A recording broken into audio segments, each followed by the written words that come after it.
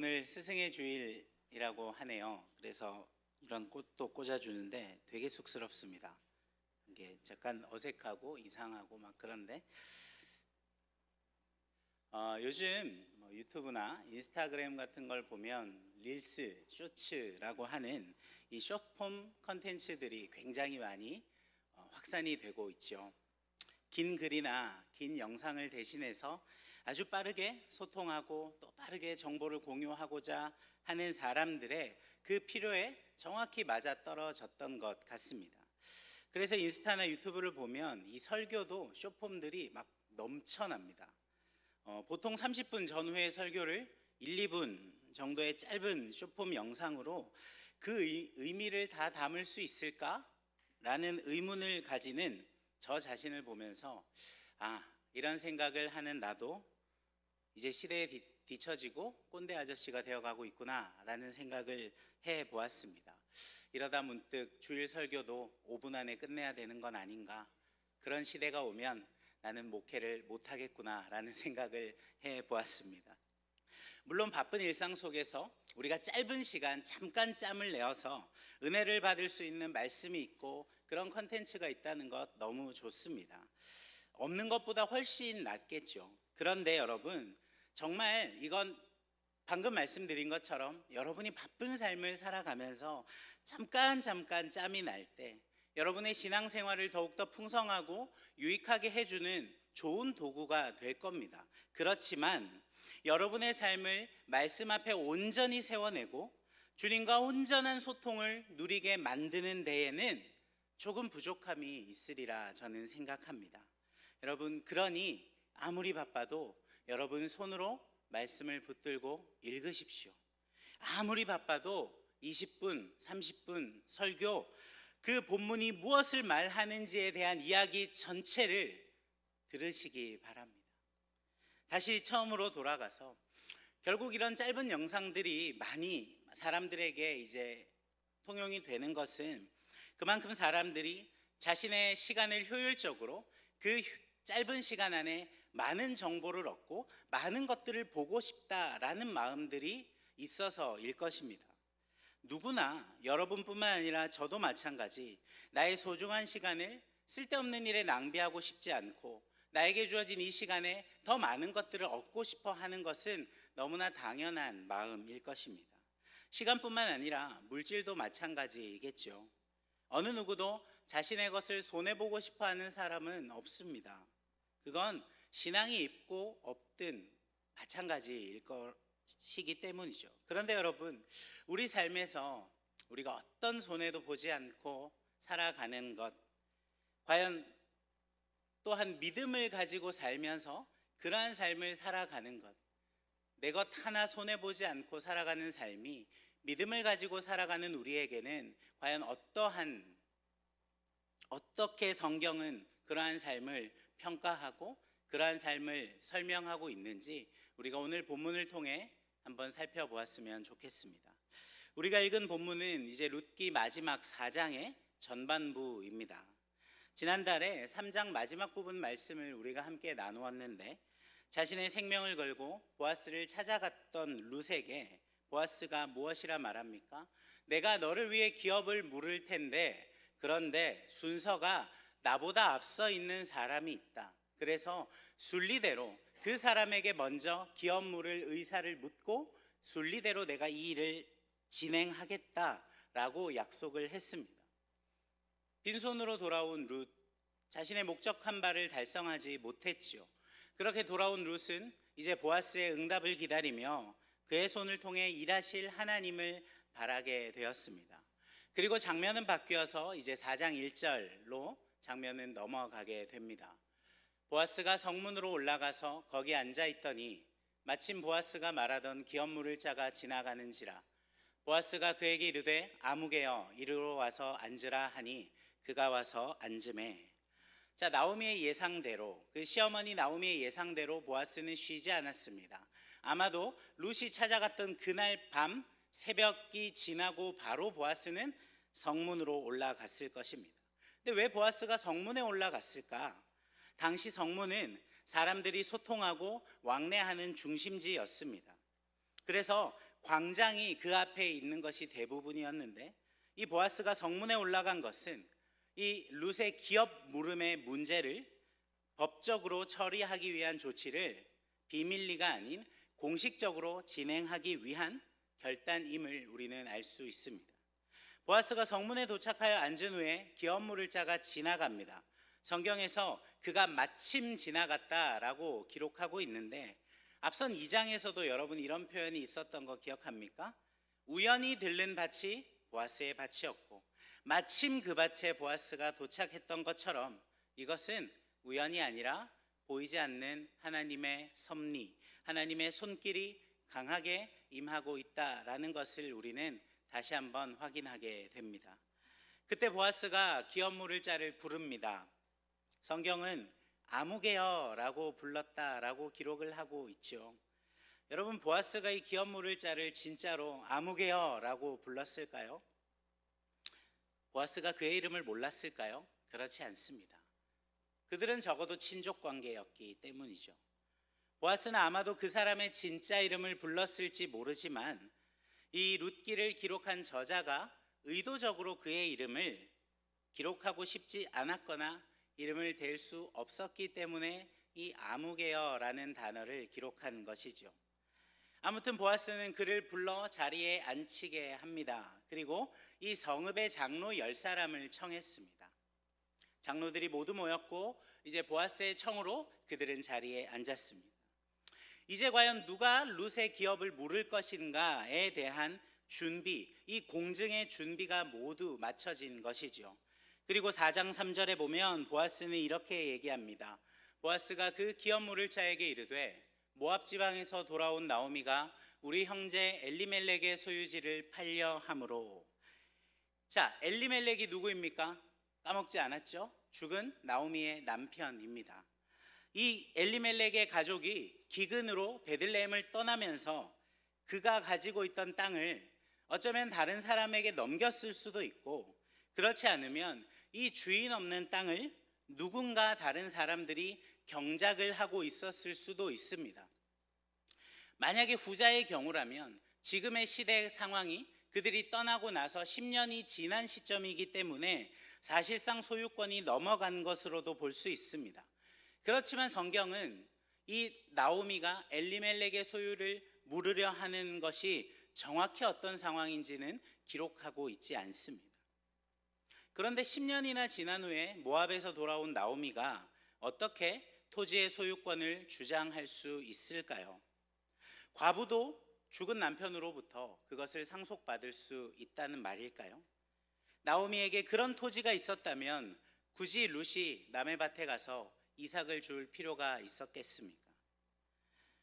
그런데 이 나오미 같은 과부가 어떻게 이 토지의 소유권을 얻게 되었는지는 우리가 상세하게 알 길이 없습니다. 성경이 기록하고 있지 않기 때문이죠. 그리고 이에 대해 어떤 명문화된 율법이 성경에도 등장하지도 않습니다. 그러나 많은 학자들은 연구하기에 따라 이스라엘의 율법에서 이 과부는 최소한 죽은 남편의 소유를 그대로 자신이 상속하지는 못한다 할지라도 그 소유를 누구에게 처분할 것인가, 이 처분할 권리는 가지고 있었다라고 보고 있는 것이죠. 그래서 룻기 4장 4절에 보면 이제 이야기가 이어지고 있습니다. 내가 여기 앉은 이들과 내 백성의 장로들 앞에서 그것을 사라고 내게 말하여 알게 하려 하였노라. 만일 네가 물으려면 물으려니와 만일 네가 물으지 아니하려거든 내게 고하여 알게 하라. 너의 다음은 나요. 그 외에는 물을 자가 없느니라 하니 그가 이르되 내가 물으리라 하는지라. 자, 이제 보아스는 기업 물을 자에게 자신이 왜 그 사람을 불러 앉혔는지를 이유를 설명합니다. 이 나오미가 팔려고 하는 엘리멜렉의 토지를 기업 물을 자가 살 수 있는 기회가 있다라는 것을 알리면서 그것을 사라라고 제안을 하는 것이죠.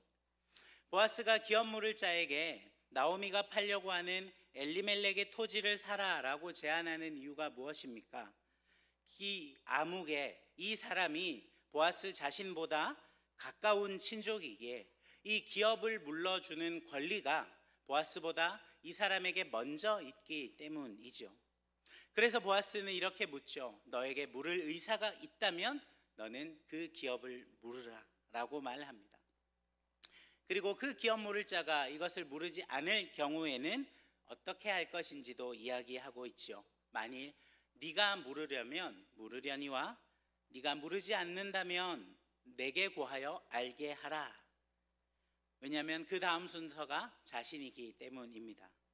만일 이 두 사람이 기업을 물으지 않는다면 이 나오미가 팔려는 땅은 하나님이 그 땅을 주신 이 친족들의 범위를 넘어서서 완전히 다른 사람에게 넘어가게 됩니다. 그리고 이것은 이 기업물을 고엘 제도를 주심으로 유대 백성들에게 자신들의 소유를 잘 관리하고 그것들을 형제의 어려움으로부터 이것들이 잊어버리지 않도록 도와주기 위해서 이 고엘 제도를 허락하신 하나님의 뜻에도 위배되는 행동이 되는 것입니다. 그래서 이 아무개가 무엇이라 대답합니까? 4장 4절 끝절에 보면 내가 물으리라 라고 대답합니다. 내가 하겠다. 내가 그 엘리멜렉 소유의 토지를 사서 이 나오미가 그 토지의 소산을 가지고 살 수 있도록 하겠다라고 결정을 내립니다. 그런 대답을 들은 보아스가 갑자기 한 가지 조건을 더 이야기하죠. 4장 5절을 볼까요? 보아스가 이르되 네가 나오미의 손에서 그 밭을 사는 날에 곧 죽은 자의 아내 모압 여인 룻에게서 사서 그 죽은 자의 기업을 그의 이름으로 세워야 할지니라 하니. 자, 지금까지는 그저 나오미가 팔려고 하는 이 엘리멜렉 소유의 토지를 누가 살 것인가에 대한 문제만 해결되면 됐는데, 이 보아스는 나오미의 손에서 밭을 사는 날에 죽은 자의 아내 모압 여인 룻을 함께 사야 한다라면서 새로운 조건을 내세우는 것이죠. 죽은 자의 기업을 그의 이름으로 세운다. 이것이 무슨 의미일까요? 결국 이것이 고엘 제도가 가지는 가장 중요한 목적인데요. 이 룻을 산다라는 것은 결국 기업 물을 자가 이 룻과 결혼을 해야 한다라는 뜻입니다. 그래서 후에 룻이 아들을 낳으면 그 첫 아들이 죽은 형제의 이름을 잇는 계대 결혼을 해야 한다라는 것이죠. 따라서 룻을 사라는 것은 룻과 결혼을 하고 계대 결혼을 하라라는 의미가 되는 것입니다. 한 가지 조건이 더 추가가 된 것입니다.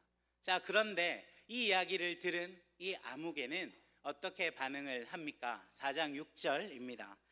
그 기업 물을 자가 이르되 나는 내 기업에 손해가 있을까 하여 나를 위하여 물으지 못하노니 내가 물을 것을 내가 물으라. 나는 물으지 못하겠노라 하는지라. 물으다 말이 너무 많이 나와서 헷갈리죠, 여러분? 이 아무개가 말하는 겁니다. 처음에는 내가 하겠다, 내가 그 기업 물음의 권리를 내가 이행하겠다라고 말했다가 룻과 결혼해서 계대 결혼을 해야 하고 그들의 대를 이어줘야 한다라고 이야기를 듣고 나니까 다시 말을 바꾸는 겁니다. 나는 물으지 않겠다. 자신은 물으지 않겠다라고 의사를 밝힙니다. 이 기업 물을 자가 기업을 물으지 않겠다라고 하는 이유가 무엇입니까? 내 기업에 손해가 있을까 하여.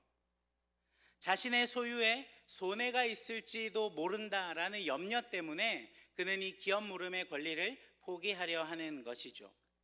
자, 이 나오미가 팔려는 엘리멜렉의 토지를 물을 의사가 있느냐고 물었을 때에 이 토지를 물으겠다라고 했던 사람이 룻을 사서 결혼을 해야 한다라는 말을 듣고 나서는 자신의 기업에 손해가 있을 것 같다라고 말을 바꾸는 이유, 그것이 무엇일까요? 자, 처음에 이 엘리멜렉의 토지를 물을 수 있는 순위가 자신이 1순위다라는 말을 들었을 때 기업 물을 자는 머릿속으로 계산을 했을 겁니다. 그 땅을 소유권을 이제 나오미에게 주기 위해서는 자신의 재산, 자신의 돈을 내야 하는 것이죠. 자, 그래서 땅을 사기 위해 돈이 듭니다. 그런데 그렇다 할지라도 그 땅에서 나오는 또 소산이 있죠. 그 땅에 농사를 지으면 소산이 나올 테고 그것으로 땅값을 변제하고도 이 늙은 과부 여자 한 사람 먹여 살리는 건 아무 문제가 없다 라고 생각했기 때문에 오히려 이것은 나에게 득이 될 것이다. 그리고 나오미가 늙어서 더 이상 아이를 낳을 수 없기 때문에 나오미가 죽고 나면 그 땅이 누구의 것이 됩니까? 자신의 소유가 되는 것이죠. 그러니 자신이 밭을 무르겠다라고 자신 있게 나선 것이죠. 그러나 나오미에게 이 땅을 사겠다라고 하기 전에 죽은 자의 아내 젊은 과부 룻에 사서 그와 결혼을 해야 한다라는 이야기를 듣고 나니까 다시 계산이 바뀌는 겁니다. 우선 땅값을 지불해야 하고 이 두 여인을 먹여 살려야 합니다. 그것까지는 괜찮겠는데 룻은 아직 여전히 젊은 여인이기에 아이를 낳을 수 있단 말이죠. 그리고 그 아이가 태어나면 이 아이가 또 클 때까지 내가 양육을 해줘야 하고 결국 그 땅은 죽은 엘리멜렉의 소유로 남게 될 것이란 말입니다. 나는 그냥 땅을 사기 위해 내 돈만 투자하고 어떤 이득도 보지 못하기 때문에 나는 기업을 무르지 않겠노라 라고 결단을 한 것이죠. 자, 여러분, 이 사람의 판단이 어떻습니까? 아주 효율적이죠.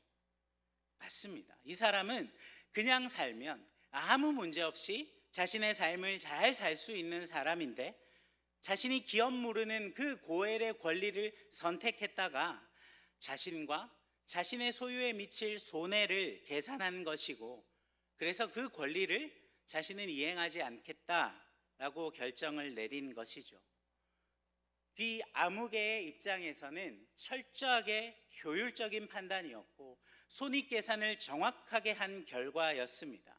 그런데 여러분, 이 사람의 이러한 선택을 오늘 성경은 어떻게 판단하고 있을까요? 정확히 본문이 이 사람에 대해서 그 결정이 잘했던 것이다, 잘못한 것이다 라고 말하고 있지 않지만 우리는 간접적으로 그것을 확인할 수 있습니다. 어디에서 그것을 확인할 수 있습니까? 본문 1절에 그의 이름이 기록된 곳에서 확인할 수 있죠. 룻기 저자는 그의 이름을 무엇이라 기록합니까? 아무개라고 기록합니다.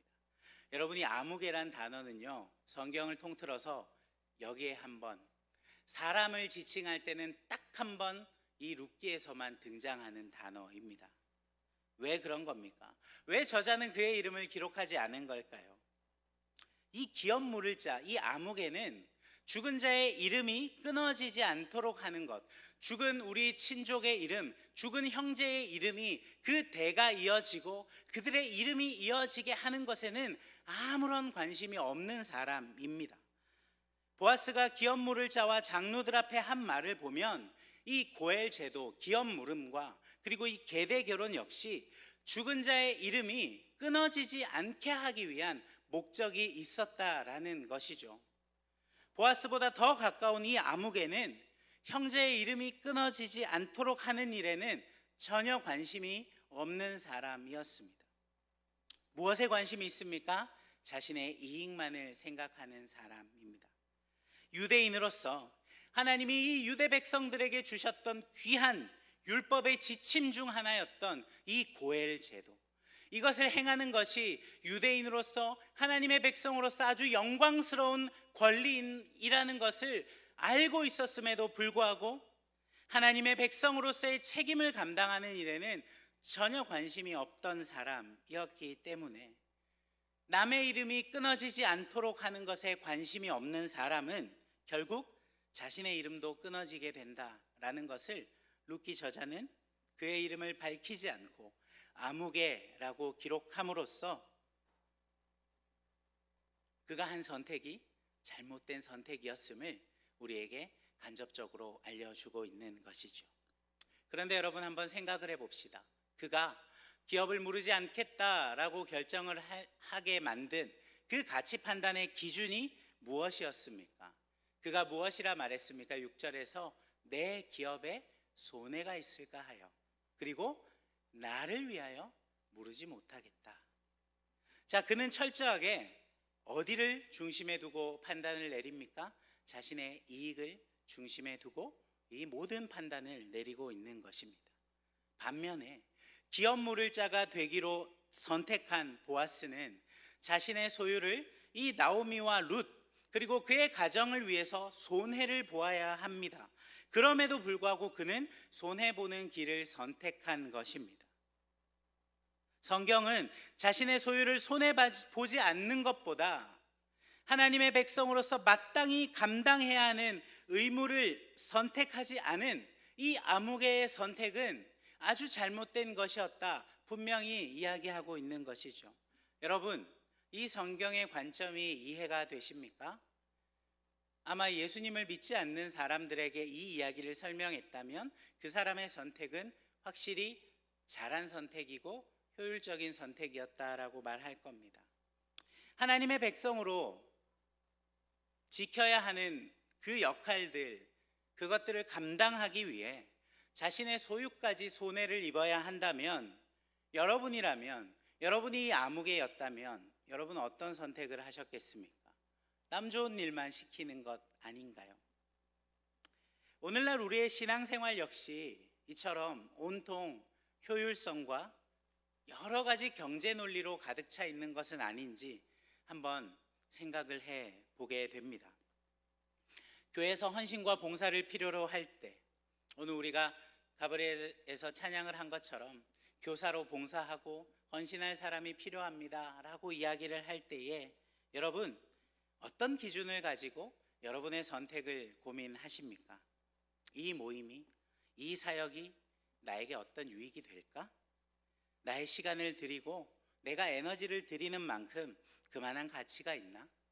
이런 계산들을 통해 여러분의 선택을 하고 있지는 않습니까? 바라고 소망하는 것은 부디 여러분이 여러분의 신앙생활 모든 부분에서 이러한 세상적인 계산의 논리들이 들어오지 않았으면 좋겠습니다. 오늘 예배에 나가는 것이 나에게 도움이 될까? 한 주간 너무 피곤했고 야근이 너무 많았고 컨디션도 좋지 않은데 그냥 온라인으로 예배를 드리면 안 될까? 내가 이 무거운 몸을 이끌고 굳이 교회 본당까지 가서 드리는 예배나 유튜브로 온라인으로 드리는 예배 똑같은데 내 체력이 더 소비되는 것 아닌가? 여러모로 그게 훨씬 효율적인 선택이니까 이러한 생각으로 온라인 예배 드리고 있는 사람 없겠지요. 여러분 잘 들으십시오. 진짜 몸이 아프고 어쩔 수 없이 교회에 올 수 없는 상황이라서 당연히 우리는 온라인 예배 드릴 수 있습니다. 저는 그것을 탓하고 싶지 않습니다. 그러나 이 가성비의 잣대를 가지고 손익을 계산해서 나온 판단이 우리의 예배가 이 온라인 예배의 선택으로 이어지지 않기를 바란다라는 것입니다. 그런 잣대와 기준을 가지고 교회를 향해 헌신하고 봉사를 선택하지 마십시오, 여러분. 청년 사역자이지만 저는 가끔 교회 집사님들, 권사님들과 함께 동역할 일들이 종종 있습니다. 그분들 보면 참 놀랍습니다. 어떨 때는 목사인 저보다 교회에 더 자주 오시고 교회를 더 많이 하실 때가 있습니다. 이분들이 그렇게 열심히 교회를 섬기고 봉사한다 했을 때 여러분, 그분들에게 어떤 이익이 있을까요? 누가 상을 줍니까? 아니요, 아무것도 주지 않습니다. 오늘 본문에 등장하는 이 아무개의 논리로 보면 이분들 그냥 손해보는 겁니다. 자신의 시간, 물질을 손해보는 겁니다. 그런데 왜 그렇게 열심히 할까요? 이분들이 그 열심을 내는 이 가치 판단의 선택의 기준이 나에게 있지 않고 주님과 타인에게 있기 때문입니다. 이 섬김이 나에게 도움이 되는지 나에게 유익이 있는지가 아니라 이것이 주님을 기쁘시게 하는 일인지 그리고 다른 사람을 유익하게 하는 일인지에 중심을 두고 이 선택을 하기 때문이라는 것입니다. 여러분, 여기 계신 우리 믿음마을 간사님들도 마찬가지일 겁니다. 믿음마을 간사로 섬기시는 우리 집사님, 권사님, 또 청년들 있습니다. 여러분, 이분들이 간사로 섬길 때 이분들에게 어떤 유익이 있을까요? 젊은 청년들하고 섬기니까 젊어질까요? 생물학적으로? 아니요, 아무런 유익이 없습니다. 혹시 어쩌면 이분들이 그런 생각으로 하는 건 아닐까요? 내가 지금 시간과 물질을 들여서 이 대학생들 열심히 잘 섬기면 얘들이 나중에 성공해서 집사님, 권사님 그때 너무 감사했습니다 하면서 나한테 이만큼 더 크게 보답하겠지? 이런 생각 가지고 섬기는 분 아무도 없을 겁니다. 그리고 그렇게 하는 사람도 없을 거고요. 왜입니까? 그러면 왜 하는 겁니까? 내 시간을 쓰고 물질을 쓰면서 여러분을 만나고 섬기는 이유가 무엇입니까? 그 헌신이 주님을 기쁘시게 하는 일이고, 교회를 유익하게 하는 일이고, 여러분의 영혼을 유익하게 하며 영혼을 세우는 일이기 때문입니다. 사랑하는 여러분, 세상은요 우리에게 그렇게 말합니다. 삶의 주인은 너야. 너니까 너를 행복하게 하고 너를 유익하게 하는, 너에게 이익이 되는 삶을 선택해야 해. 욜로라고 하죠. 한 번뿐인 인생 속히 지나가는데 네가 행복해야지, 네가 즐거운 선택을 해야지, 네가 손해보는 선택하면 안 돼 라고 세상은 당연히 우리에게 얘기하죠. 여러분, 그 거짓말에 속지 마십시오. 예수 그리스도를 구주로 믿고 섬기는 우리에게 그 기준은 거짓말입니다. 우리가 보고 있는 이 룻기도 사사시대를 배경으로 하고 있는데, 여러분, 이 사사시대가 어떤 시대였습니까? 각기 자기 소견에 옳은 대로 행하였던 시대, 내가 원하고 나에게 유익이 된다면 우상도 얼마든지 섬길 수 있었던 그런 시대, 그것도 개의치 않았던 시대, 어느 누구도 하나님이 기뻐하시는 것, 다른 사람을 이롭게 하고 유익하게 하는 것에는 전혀 관심도 없던 시대. 오늘 우리가 말씀을 통해 본 이 아무개라는 사람은 사사시대를 살아가던 세상 사람들의 전형을 보여주는 것입니다. 그런데 그러한 시대 속에서 하나님의 백성들은 어떤 선택을 해야 하고 어떻게 삶을 살아야 하는지 잘 보여주는 이 보아스는 어떻습니까? 비록 내 소유가 손해를 입는다 할지라도 하나님이 그 일을 기뻐하시고, 그 선택이 룻과 나오미 그리고 그들의 가문을 유익하게 하는 일이기 때문에 그는 기꺼이 손해보는 선택을 한 것입니다. 사랑하는 서연의 청년 여러분, 주님을 위해 여러분 손해볼 수 있겠습니까? 아까워하지 않을 수 있겠습니까? 우리 매주 그렇게 고백하잖아요. 내게 있는 모든 것 아낌없이 드리네, 주께 드리네. 여러분, 진짜 아깝지 않으십니까? 주님께 드리는 것 아까워하지 않을 자신 있으십니까? 여러분의 선택이 주님을 기쁘시게 하고 형제를 유익하게 하는 것이라면 나의 시간과 물질이 들어가고 아무리 손익을 계산해 봐도 나에게 어떤 눈에 보이는 유익이 남는지 않는다 할지라도 여러분, 그 선택할 수 있겠느냐라는 말입니다. 오늘 말씀을 마무리하겠습니다. 요한복음 12장에 보면 모든 사복음서에 이 기록이 있습니다. 값비싼 향유를 예수님의 발과 머리에 부은 여인, 이 마리아의 이야기가 등장합니다. 그 모습을 본 제자들은 여인을 아주 호되게 꾸짖습니다.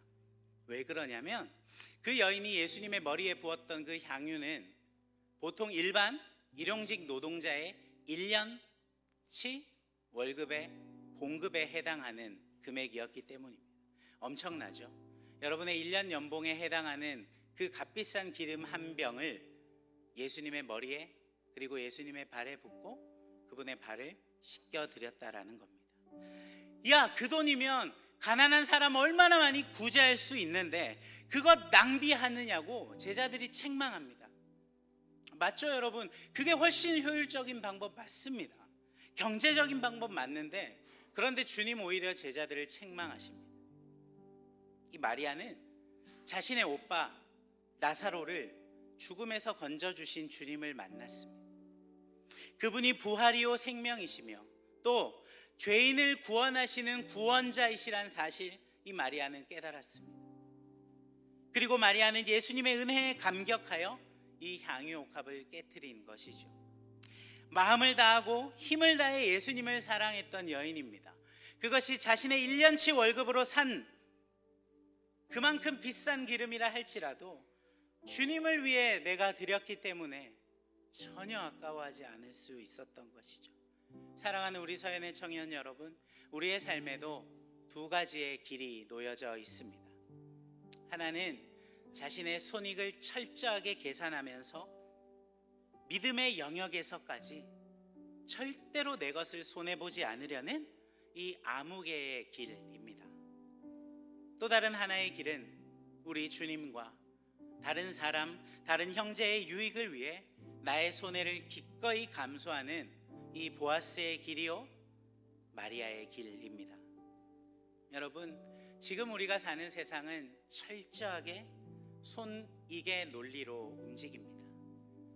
손이익이 되면 하고, 이익이 되지 않으면, 아무런 도움이 되지 않으면 하지 마.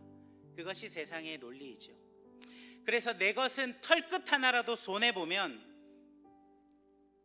절대로 그것을 손해보고 싶어하지 않는 이 세상 속에서 주님의 나라와 영광을 위하여 때로 더 많은 것을 내가 주님께 드림을 절대로 그것을 손해나 피해로 생각하지 않고 기쁨이요 영광으로 여기며 아름다운 헌신의 삶, 정말 말로만 죽게 드리네 말로만 고백하는 것이 아니라 우리의 삶을 다해서, 우리의 시간과 물질을 다해서 죽게 드리며 나아가는 복된 헌신자의 삶 살아가는 사랑하는 우리 모든 청년들이 되기를 주님의 이름으로 축원합니다.